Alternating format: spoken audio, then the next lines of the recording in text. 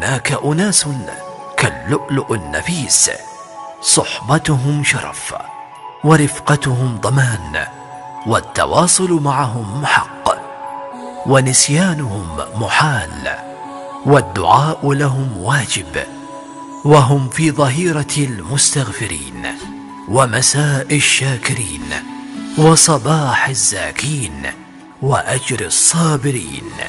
إلى من أحبهم قد سر قلبي بحبهم، يدعون لي وأنا أدعو لهم، فيا رب اجعل الجنة منزلا لي ولهم. جمعة مباركة.